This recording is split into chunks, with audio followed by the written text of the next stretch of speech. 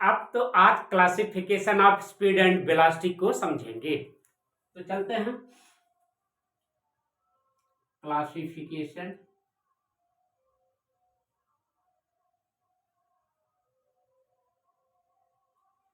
And need of classification. Classification की जरूरत क्यों पड़ी ये भी है, और दो चीज का, एक स्पीड और दूसरी वेलोसिटी का। इधर स्पीड की बात कर लेते हैं, स्पीड की बात कर लेंगे, और इधर वेलोसिटी की बात कर लेंगे। इधर पूरा वेलोसिटी की बात कर लेंगे, इधर पूरा वेलोसिटी की बात कर लेंगे, और इधर पूरा स्पीड की बात कर लेंगे।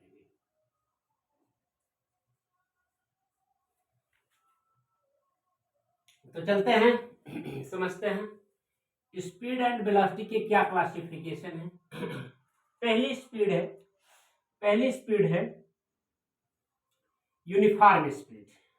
स्पीड में पहली बात होती है यूनिफॉर्म स्पीड की।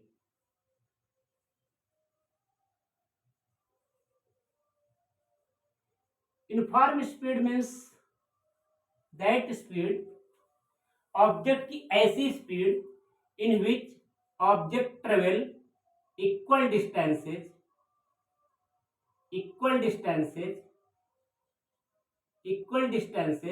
In equal interval of time. बस ऐसी स्पीड जिसमें object equal interval of time में इक्वल डिस्टेंस ट्रेवल करे, इस स्पीड को यूनिफॉर्म स्पीड बोलते हैं। इसका दूसरा नाम भी होता है कांस्टेंट स्पीड, और इसी का नाम होता है कांस्टेंट स्पीड। इसे कांस्टेंट स्पीड भी बोलते हैं। इसे हम लोग कांस्टेंट स्पीड भी बोल देंगे, या तो यूनिफॉर्म स्पीड बोल दें या फिर कांस्टेंट स्पीड बोल दें, दोनों एक ही चीज है। अब उधर चलें, यूनिफॉर्म वेलोसिटी की बात कर लेते हैं, जिसमें पहली चीज होगी uniform velocity.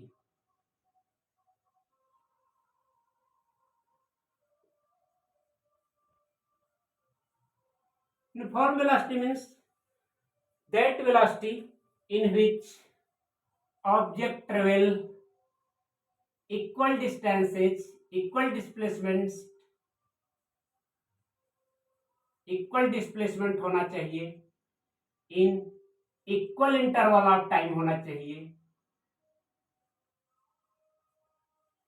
Means equal time में इक्वल डिस्प्लेसमेंट ट्रेवल करना चाहिए, प्लस इसमें कुछ और नई चीज, इसमें इक्वल टाइम में इक्वल डिस्टेंस ट्रेवल करना चाहिए। इसमें इक्वल टाइम में इक्वल डिस्प्लेसमेंट से काम नहीं चलेगा, और कुछ इन ए पर्टिकुलर डायरेक्शन, जितना भी डिस्प्लेसमेंट ट्रेवल करे, जितना भी जाए, सब एक पर्टिकुलर डायरेक्शन में, स्पेसिफिक डायरेक्शन में, इन सेम डायरेक्शन। डायरेक्शन नहीं बदलनी चाहिए, डायरेक्शन नहीं बदलनी चाहिए, बिकॉज लॉजिक पकड़े बेटे। इसकी लॉजिक क्या है वो समझे। लॉजिक ये है, लॉजिक यहां पे पकड़े, लॉजिक ये है कि वेलोसिटी इक्वल टू होता है displacement by time, displacement by time, और वेलोसिटी इन पर्टिकुलर डायरेक्शन होती है, direction along with direction, along with इसमें डायरेक्शन होता है। तो डिस्प्लेसमेंट मान लेते हैं इक्वल है, और टाइम भी इक्वल है, जर्नी का डिस्प्लेसमेंट भी इक्वल है, टाइम भी इक्वल है। डायरेक्शन बदल गई तब भी वेलोसिटी नॉन यूनिफॉर्म हो जाएगी। मींस इसमें डायरेक्शन भी सेम होना चाहिए, डायरेक्शन नहीं बदलना चाहिए, इक्वल टाइम में इक्वल डिस्प्लेसमेंट भी होना चाहिए, और डायरेक्शन भी एक ही होनी चाहिए। ऐसी बात रही, अभी आगे डिस्कस करेंगे तो और ज्यादा क्लियर होगा। ये यूनिफॉर्म स्पीड की बात रही, ये यूनिफॉर्म वेलोसिटी की बात रही। इसका एग्जांपल ले लेते हैं, एक एग्जांपल ले लेते हैं इसका, इसमें एग्जांपल ले लेते हैं। Motion of object moving with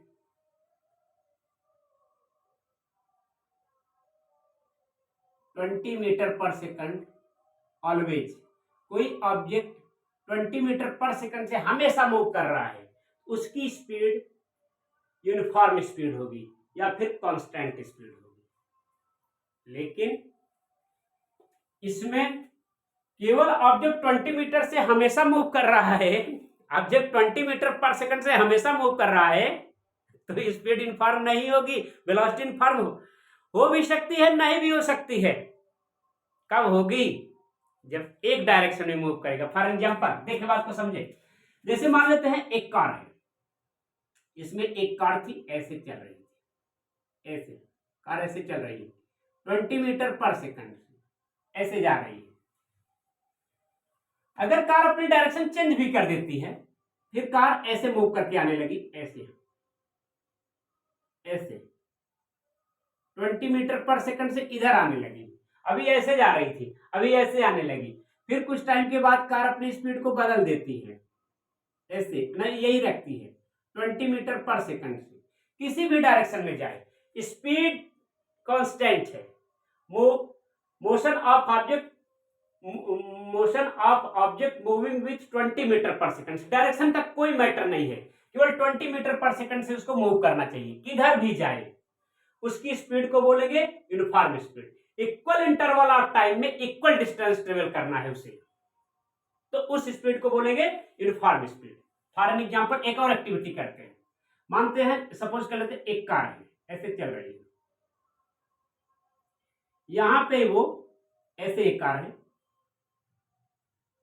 एक कार ए है, वो यहां से यहां तक जाती है, यहां तक जाती है। ये डिस्टेंस मान लेते हैं है 100 मीटर, और यहां से यहां तक जाने में उसको टाइम लगता है, मान लेते हैं 10 सेकंड, ऐसे 10 सेकंड टाइम लगा। एक दूसरी कार है, ऐसे चल रही है, वो मान लेते हैं वो बी है, और ये 50 मीटर डिस्टेंस ट्रेवल कर रही है।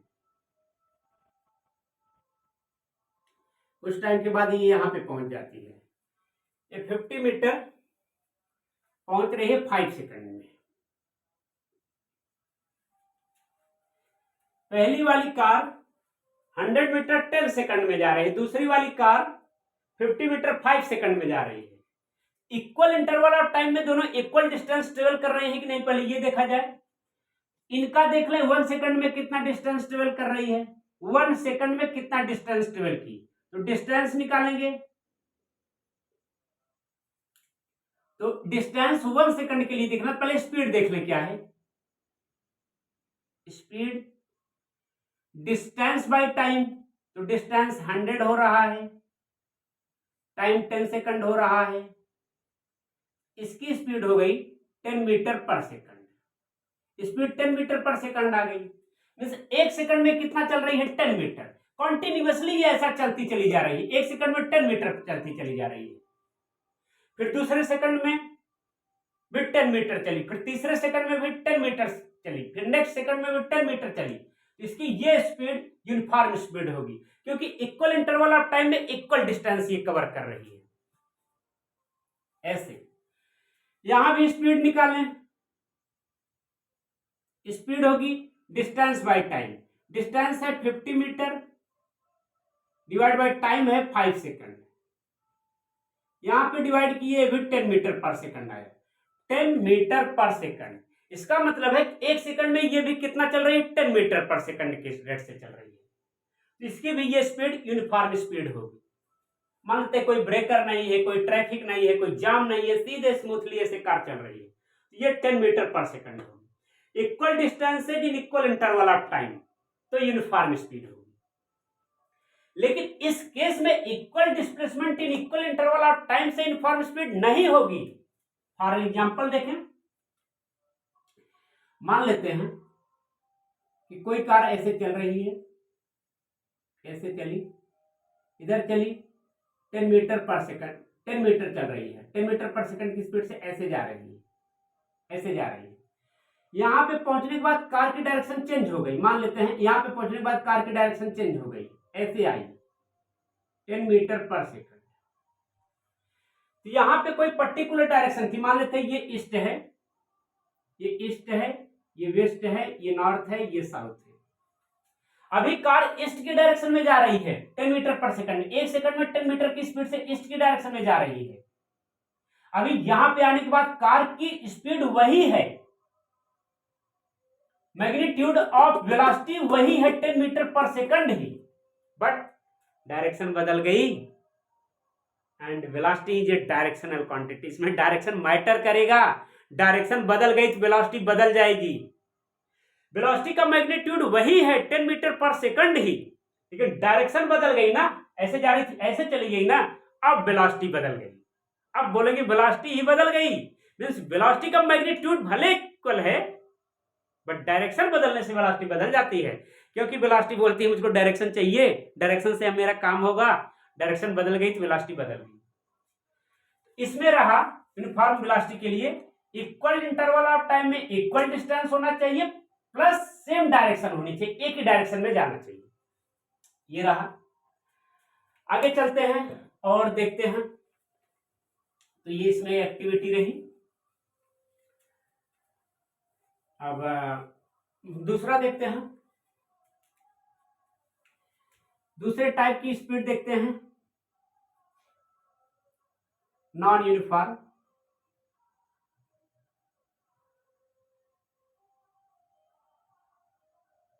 Non uniform speed,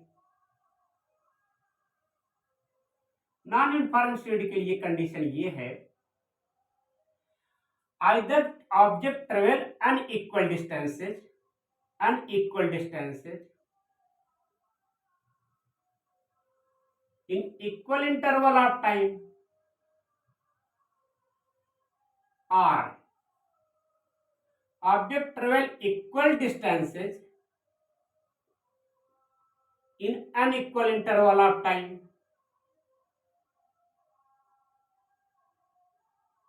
then its motion is known as non-uniform motion, non-uniform speed।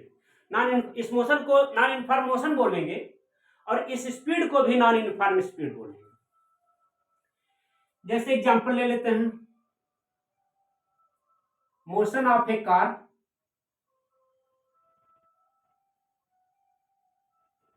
On crowded area, crowded road, traffic लगी है किसी रोड पे, बहुत ज्यादा भीड़ भाड़ एरिया है, ब्रेकर आ रहा है, जैसे ब्रेकर भी है, इसी केस में ब्रेकर आएगा, ब्रेकर पे चलेंगे, फिर स्मूथ रोड पे आ जाएगा, स्मूथ रोड हो जाएगा, ब्रेकर आ जाएगा, क्राउडेड एरिया होगा। उस समय ऑब्जेक्ट अगर इक्वल इंटरवल ऑफ टाइम में अनइक्वल डिस्टेंस ट्रेवल करे या फिर equal distance in unequal interval of time travel करे, उसकी स्पीड को बोलेंगे नॉन यूनिफॉर्म स्पीड। ये होगा। इसी स्पीड को हम लोग वेरिएबल स्पीड भी बोलते हैं, इसका दूसरा नाम होता है वेरिएबल स्पीड। अगर टाइम इक्वल है तो डिस्टेंस अनइक्वल होना चाहिए, डिस्टेंस अनइक्वल है तो टाइम इक्वल होना चाहिए, ऐसी कंडीशन है। आगे देखें, नॉन यूनिफॉर्म वेलोसिटी को देख लें।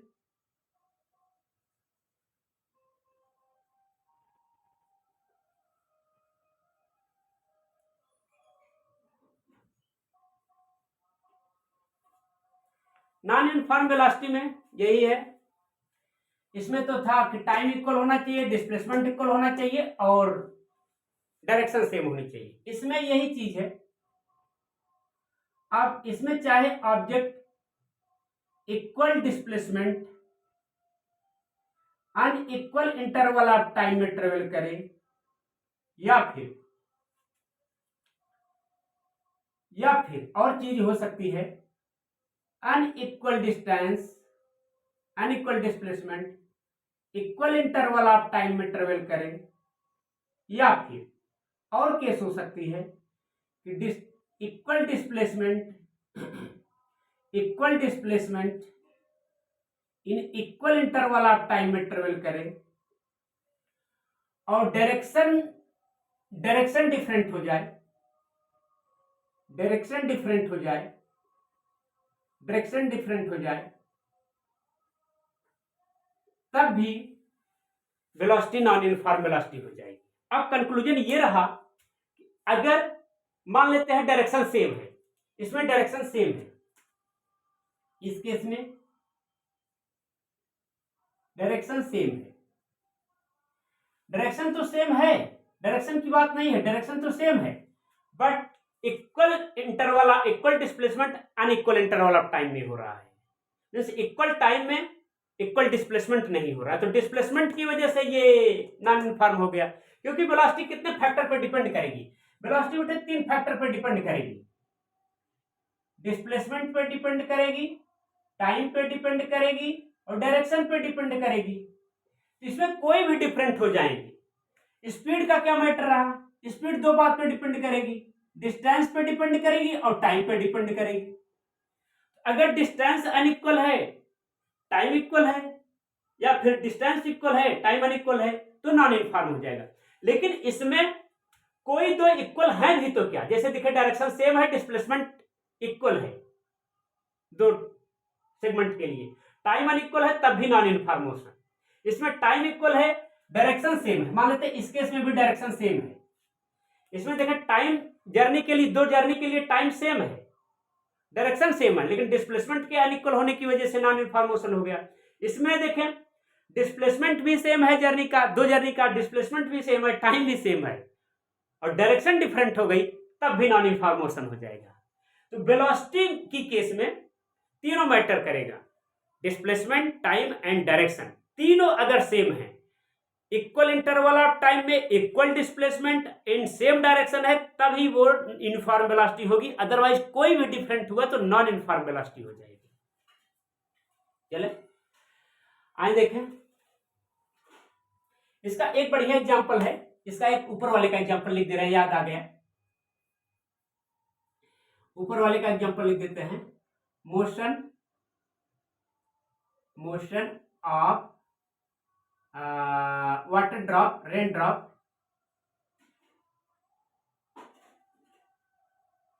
Freely falling motion of rain drop, freely falling है, अपने आप से गिर रही है, freely falling motion of rain drop, rain की जो ड्रॉप है ना, जो नीचे से गिर रही है नीचे, उसका मोशन बेटे यूनिफॉर्म वेलोसिटी होता है। हम बता रहे हैं कैसे, देखिए जब रेन ड्रॉप नीचे गिरती है तो उस पर 3 फोर्स लगते हैं, इस केस में 3 फोर्स लगेंगे, इस केस में बेटे 3 फोर्स लगेंगे, एक तो ग्रेविटी और दूसरा एक विस्कस फोर्स,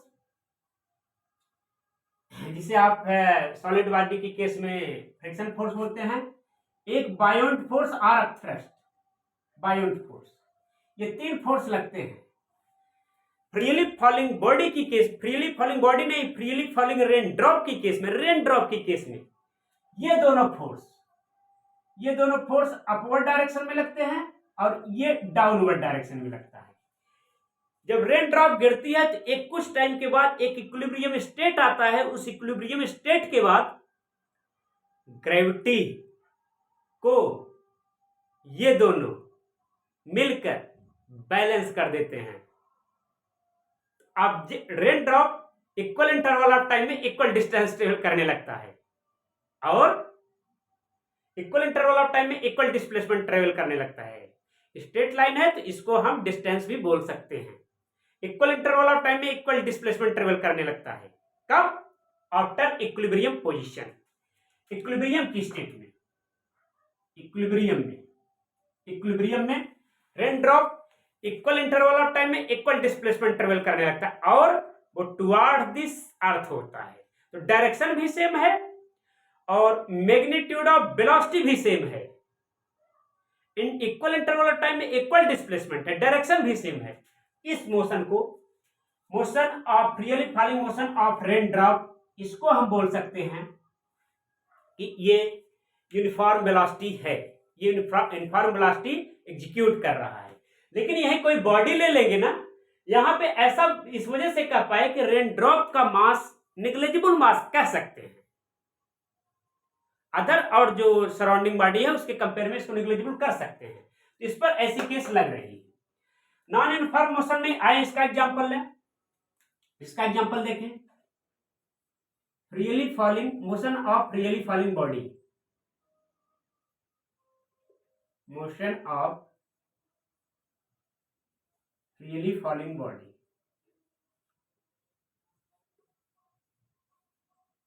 ये नॉन यूनिफॉर्म मोशन के केस है। ये भी अर्थ की तरफ गिर रही है, बॉडी है, बॉडी है, ये बॉडी है, ये भी अर्थ की तरफ गिर रही है। ये रेन ड्रॉप है, ये भी अर्थ की तरफ गिर रही है।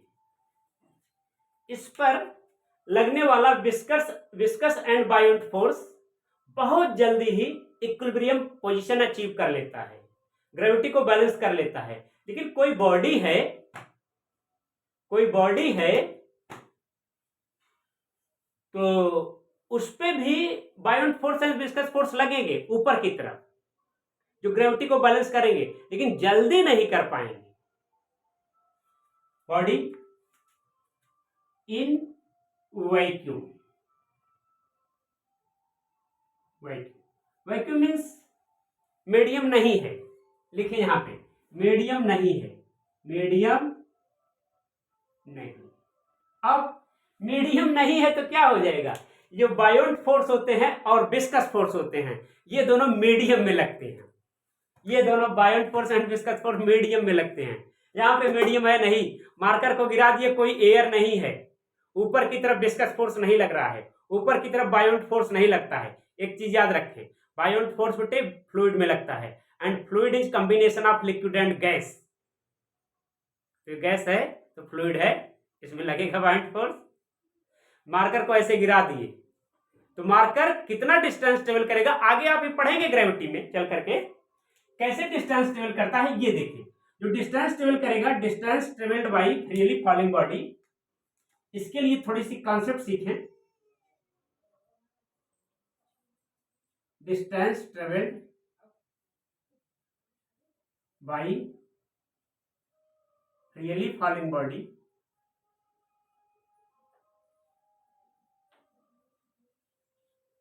इन वैक्यूम, मतलब कोई मीडियम नहीं है, each are in the ratio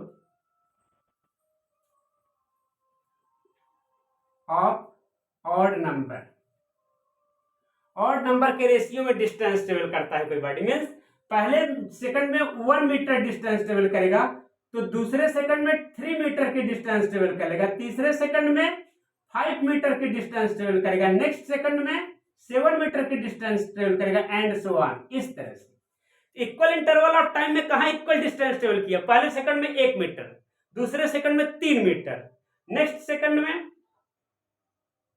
5 metre, next second में 7 मीटर। इस तरह बड़े तेजी से डिस्टेंस नीचे आने बढ़ती है, बिकॉज की नीचे की तरफ अर्थ खींचती है ना, एक्सेलरेशन होता है, इसी वजह से। ये केस नॉन यूनिफॉर्म मोशन की हो रही है। इसमें जबकि डायरेक्शन सेम है, हमेशा अर्थ की तरफ बॉडी आ रही है, डायरेक्शन सेम है, लेकिन इक्वल इंटरवल ऑफ टाइम में डिस्प्लेसमेंट इक्वल नहीं है, इक्वल इंटरवल ऑफ टाइम में डिस्प्लेसमेंट इक्वल नहीं है, तब ये नॉन यूनिफॉर्म मोशन हो गया। तो कुल मिला के इक्वल इंटरवल ऑफ टाइम में इक्वल डिस्प्लेसमेंट होगा, डायरेक्शन सेम होगा तो uniform, equal interval of time में डिस्प्लेसमेंट अनइक्वल हो गया, या फिर डायरेक्शन डिफरेंट हो गई, तब भी नॉन यूनिफॉर्म। एक और एग्जांपल देखते हैं, एक और बढ़िया एग्जांपल देखते हैं, इसका एक और एग्जांपल देखते हैं। पहला एग्जांपल यही था, पहला एग्जांपल ये था, दूसरा एक और एग्जांपल देखते हैं। Uniform circular motion, uniform circular motion.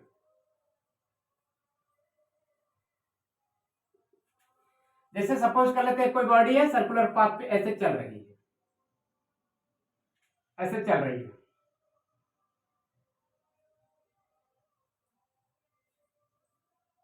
ऐसे स्पीड 10 मीटर पर सेकंड यहां भी है, 10 मीटर पर सेकंड यहां भी है, 10 मीटर पर सेकंड यहां भी है, और 10 मीटर पर सेकंड यहां भी है। स्पीड कांस्टेंट है, स्पीड कांस्टेंट, स्पीड नहीं बदल रही है।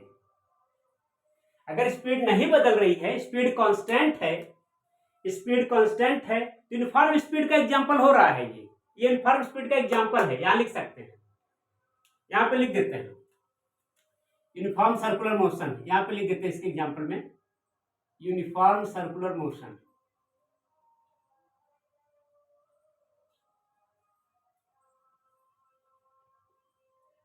ये यूनिफॉर्म सर्कुलर मोशन तो है, बट यूनिफॉर्म वेलोसिटी नहीं है। क्यों? कि सर्कुलर मोशन की केस में किसी पर्टिकुलर पॉइंट पे डायरेक्शन पता करना होता है, तो उस पॉइंट पे टेंजेंट ड्रा कर दिया जाता है। जैसे यहाँ पे डायरेक्शन पता करना है तो यहाँ पे टेंजेंट ड्रा कर दो, यहाँ पे डायरेक्शन पता करना है तो ऐसे ड्रा कर दो, यहाँ पे डायरेक्शन पता करना है तो मोशन की डायरेक्शन में टेंजेंट ड्रा कर दो। Tangent should be in the direction of motion, लिखें, इसके बारे में जान लें। टेंजेंट शुड बी होना चाहिए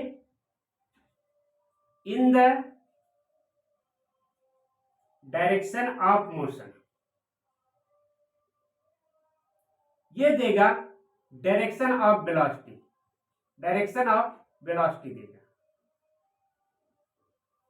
ऑब्जेक्ट चल तो ऐसे रहा है, यहां भी स्पीड 10 मीटर पर सेकंड है, स्पीड सब जगह पे सेम है, 10 मीटर पर सेकंड की स्पीड है, लेकिन डायरेक्शन तो डिफरेंट है, डायरेक्शन डिफरेंट हो गई। तो direction each and every point, यहां डायरेक्शन इधर, यहां पे डायरेक्शन इधर, अगर इसको ईस्ट वेस्ट नॉर्थ साउथ मान लें, ईस्ट वेस्ट नॉर्थ साउथ ऐसे मान लें, तो यहाँ पे डायरेक्शन नॉर्थ की तरफ, यहाँ पे डायरेक्शन वेस्ट की तरफ, यहाँ पे डायरेक्शन थी नॉर्थ की तरफ, यहाँ पे डायरेक्शन थे साउथ की तरफ, यहाँ पे डायरेक्शन ईस्ट की तरफ, ईच एंड एवरी पॉइंट पे डायरेक्शन तो बदल रही है। तो डायरेक्शन के बदलने से भी वेलोसिटी नॉन यूनिफॉर्म हो जाएगी।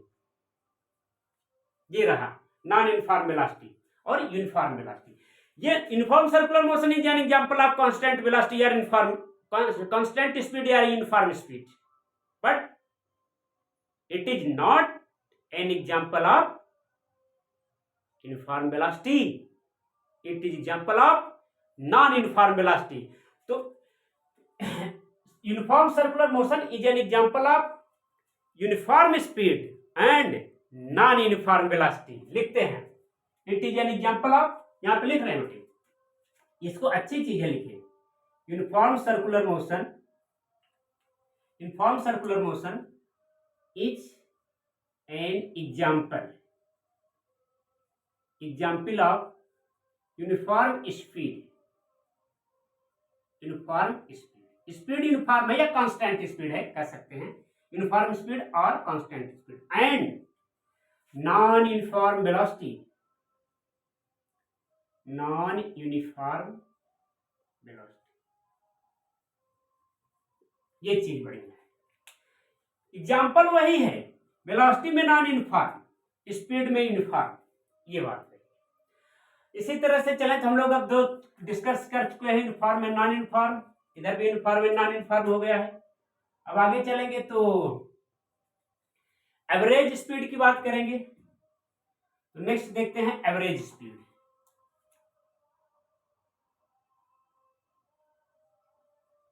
एवरेज स्पीड,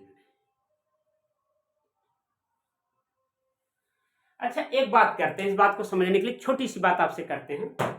जैसे मान लेते हैं आपको जौनपुर से वाराणसी जाना है, जौनपुर से निकल दिए, जौनपुर एक सिटी है, वाराणसी एक महासिटी है। जौनपुर से वाराणसी निकल दिए, कार से निकल दिए, मान लेते हैं आप बैठे हैं पापा के साथ, पापा बाइकिंग चला रहे हैं, कार को चला रहे हैं, ड्राइविंग कर रहे हैं।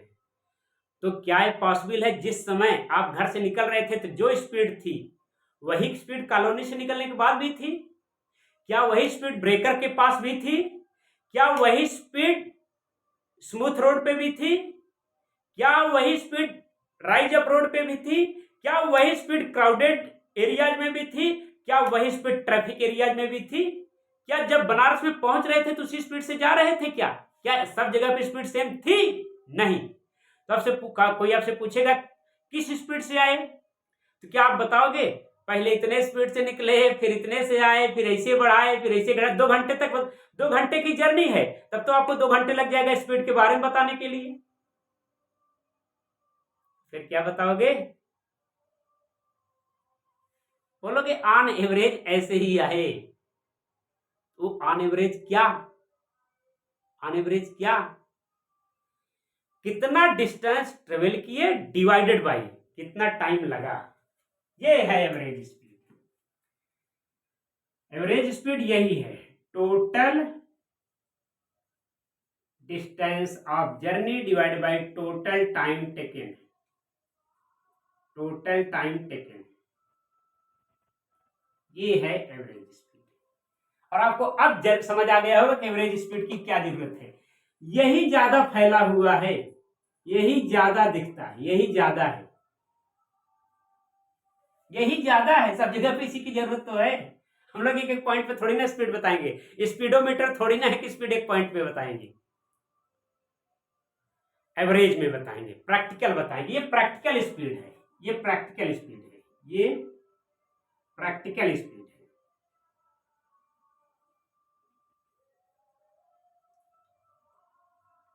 ये आगे एवरेज वेलोसिटी देख ले, इसमें क्या है।